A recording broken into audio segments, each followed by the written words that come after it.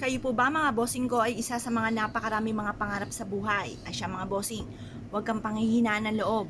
Ang mga taong fighter, hindi nasuko sa hamon ng buhay at napakasipag, napakamatyaga at madiskarte ay walang imposible, lalo-lalo na kung sasabayan nyo na mahigpit na kapit sa mahal na Panginoon. Huwag kang makakalimot magdasal ay kahingi ng gabay. Ngayon pa mga bossing, ano po ba itong aking pinapakitang ito? Bukod po sa sipag at tiyaga at pananalig sa mahal na Panginoon, mainam na meron po tayong pampaswerte na pinaniniwalaan. Ang mga taong mahilig sa mga ganito ay punong-puno ng pag-asa sa buhay. At sila po yung tipo mga bossing ko na hindi nasuko sa hamon ng buhay dahil sila po ay maraming mga pangarap. Kaya mas mainam, sabayan natin ang mga ganitong mga pamamaraan upang sa ganon, ang mga kamalasan na paparating o mga pagsubok na pinagdadaanan ay kaagad nyong malampasan. Ngayon po mga bossing at kaagad pong maiwaksi kung ano man ang mga kamalasan na pinagdadaanan po ninyo. Gamitan nyo po ito ng kapangyarihan mga bossing ko ng sili. Ang sili mga bossing, maging halaman na sili na nakatanim sa harapan ng inyong tahanan ay nagtataboy ng mga negatibong enerhiya. Kagaya nito, pulang-pula po ito. Ito po ang kapulahan po niyan ay nagtatawag din ng swerte.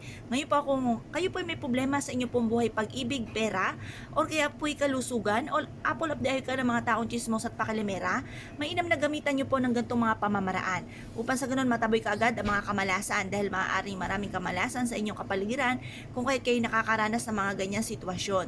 Gamitan nyo po ito mga bossing ko ng 5 piso. Ang 5 pisong luma ay kulay gold mga bossing, for abundance po yan. At yan po ay bilog para mabilis gumulong ang magandang kapalaran. At yan po ay metal para mas maging fighter po kayo sa hamon ng buhay. Yan po mga bossing, ang gagawin nyo lamang po ay ganito. Kumuha kayo ng 2 sangkap na ito mga bossing ko at pagkatapos ay bitbitin kahit saan kayo magtungo. Mag-wish ka ng mula sa inyong pong puso. Sabihin niyo po sa pamamagitan nito ay magtutuloy-tuloy ang pasok ng swerte at kailanman hindi ka na mamumblema tungkol sa usapin ng pera. Ngayon pa mga bossing, mag-wish ka ng mula sa inyong pong puso kung ano po ang nais po ninyo na maganap or nais po ng pagbabago sa buhay po ninyo. At pagkatapos mga bossing ko, ibilad niyo po ito sa sinag po ng araw hanggang alas 8 ng umaga. Makalipas ang alas 8 ng umaga ay kunin niyo po ito.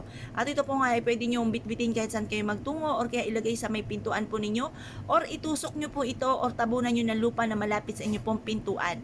Ang dulot po nito ay swerte mga bossing. Kung kayo pinaniniwala at nais po itong gawin mga bossing, huwag na po kayo magpatumpik-tumpik pa.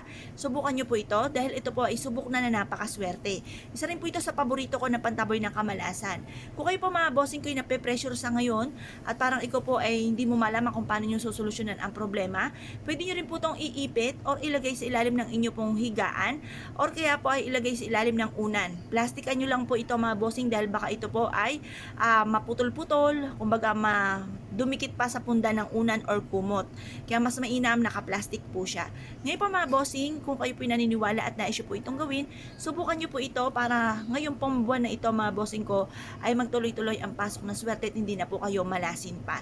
Or kung mamalasin man, may dumating na pagsubok, agad nyo po itong masusolusyonan.